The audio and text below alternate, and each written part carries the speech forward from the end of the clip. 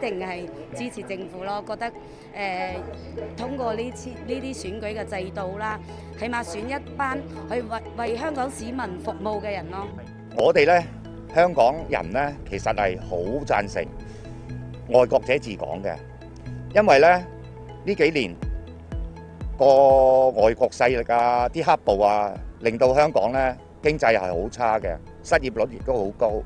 我哋亦都好支持完善香港嘅選舉制度嘅。咁一嚟可以令到香港繼續繁榮穩定。要確保一國兩制實踐行穩致遠呢，必須始終堅持愛國者治港。呢個係事關國家主權、安全、發展嘅利益，事關香港長期繁榮穩定嘅根本原則。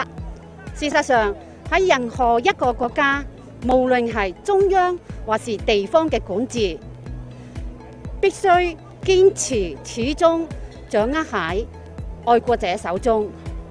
呢個咧係國際標準。我期待咧就香港咧就係一國兩制下咧愛國嘅治港，咁咧香港繼續繁榮，咁樣市民就安居樂業。